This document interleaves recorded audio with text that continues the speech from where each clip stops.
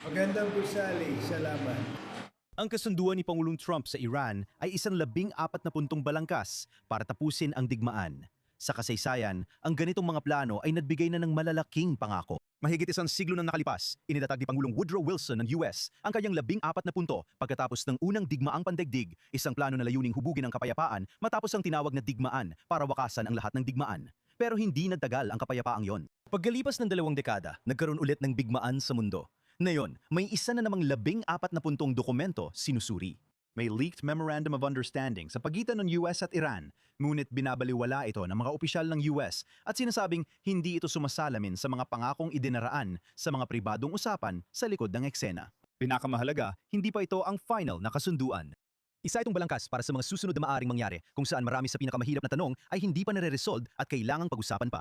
Gayunpaman, ang mga detalye na lumabas ay nadudulot ng malalaking katanungan sa Washington, sa buong Gulpo at sa Israel. Nagpapakita rin ito ng pagkakabaha-bahagi sa loob mismo ng koponan ni Trump. Ayon sa ulat, parehong nagtanong tungkol sa memorandum sina US Secretary of State Marco Rubio at Secretary of Defense Pete Hegseth, habang si CIA Director John Ratcliffe ay nabigay impormasyon na nagpapakita ng pagdududa sa intensyon ng Iran. Kasabay nito, iniulat na sumusuporta sa diplomatikong hakbang sina Pangalawang Pangulo J.D. Vance at US Envoy Steve Witkoff. Mahalaga ang unang punto.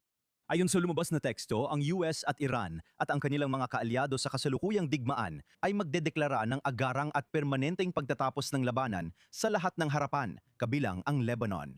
Mahalaga ang salitang yon dahil kahit di binanggit ang Israel sa draft, nabanggit ang Lebanon, kaya pwedeng maapektuhan ang prenteng Israel-Hezbollah kahit di direktang kasama ang Israel sa kasunduan. Ang susunod na bahagi ay tungkol sa Strait of Hormuz. Ayon sa punto 4, aalisin ng US ang naval blockade sa mga daungan ng Iran at magwi-withdraw ng puwersa mula sa kalapit na lugar sa loob ng 30 araw matapos ang pinal na kasunduan.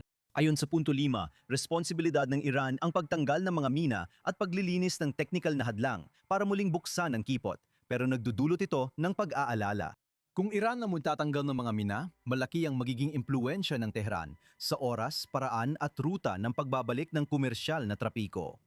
Ayon sa ulat, muling bubuksan ng MOU ang paglalayag sa pipot ng Hormuz at tapayagan nito ang mga bansa tulad ng Qatar na muling makapag-supply ng enerhiya sa buong mundo. At utang nabawasan ang pasanin ng pagsasara ng kipot ng Hormuz sa pandaigdigang pamilihan ng enerhiya. Pagkatapos, napunta sa pera. Sa punto 6, sinabi na ang US at mga katuwang sa reyon ay gagawa ng plano para sa rehabilitasyon at pag-unlad ng ekonomiya ng Iran na may pondong hindi bababa sa $300 bilyong. Ayon sa punto 7, aalisin ang lahat ng sanksyon sa Iran based sa napagkasunduang schedule. Mas matindi pa ang punto 10, inanunsyo ng US Treasury na magbibigay sila ng waiver para sa Iranian crude oil, petrochemical, banking, insurance at transportasyon kahit hindi pa tapos ang ganap na pag-alis ng mga sanksyon.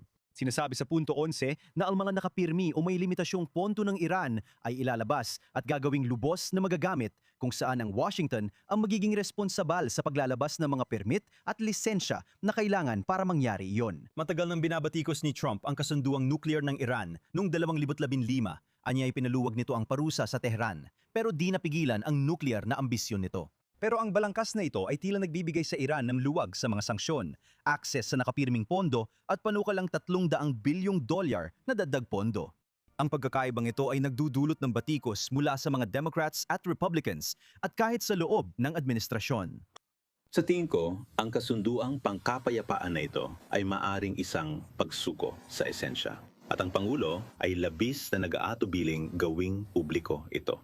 Gusto niyang ilihim ito hanggat kaya. Nakakakuha rin ng pansin ang nuclear. Sa punto 8, binibigyang diin ng Iran na hindi ito gagawa ng sandatang nuclear, posisyong matagal ng hawak ng Tehran bago ang digmaan. Sa punto 9, sinasabi na parehong panig ay pananatilihin ang status quo sa usaping nuclear hanggang sa magkaroon ng pinal na kasunduan.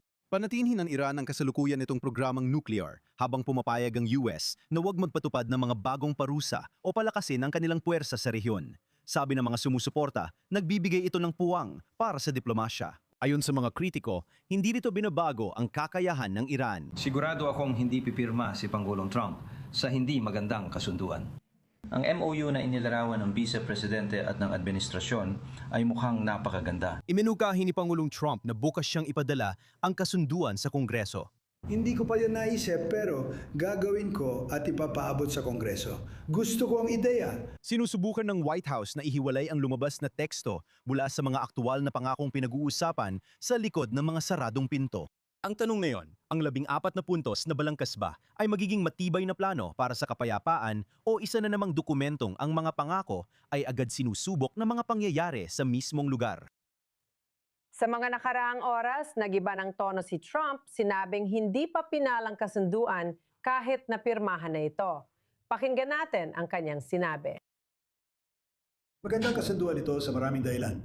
Pero ang pinakauna, higit sa lahat, 99.9% ay hindi na sila makakaroon ng sandatang nuklear.